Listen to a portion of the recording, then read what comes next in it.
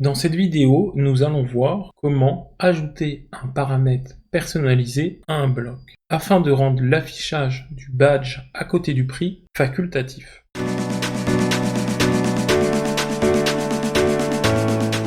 Tout d'abord, nous allons éditer la section Main Product en recherchant tout d'abord quand est-ce que nous allons rendre le prix.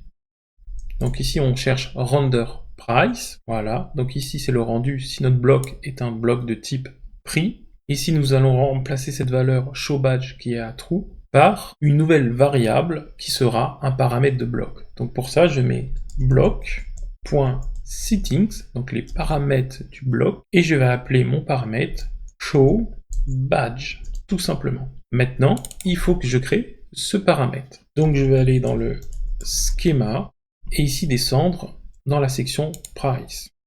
Elle est ici. Donc ici, après limite 1, je vais rajouter un champ Settings pour pouvoir rajouter des paramètres. Et je vais rajouter un paramètre qui sera une case à cocher. Donc ici, le type sera checkbox.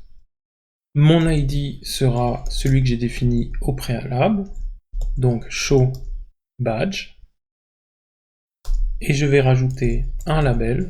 Donc la traduction de section.mainProduct.blocks.price.settings.showBadge.label. Et je vais rajouter une valeur par défaut. Donc par défaut, je vais garder le comportement qui existe déjà, c'est-à-dire que par défaut, on va afficher le badge.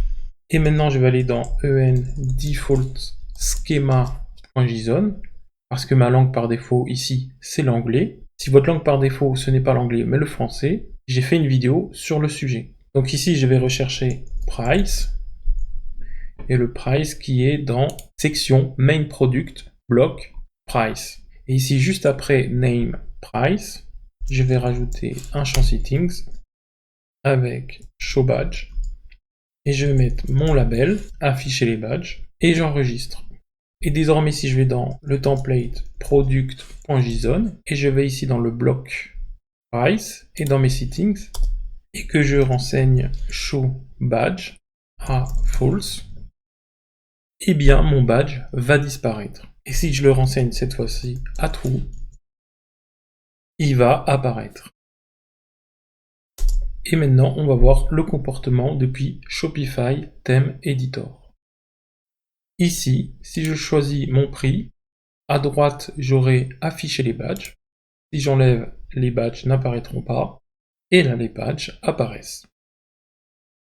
Et donc, voici une façon très simple d'ajouter un paramètre pour rendre telle partie ou telle partie graphique facultative. Et dans une prochaine vidéo, je vous montrerai comment rendre facultatif le libellé de taxe qui apparaît en dessous du prix. En attendant, n'hésitez pas à liker la vidéo et à la partager.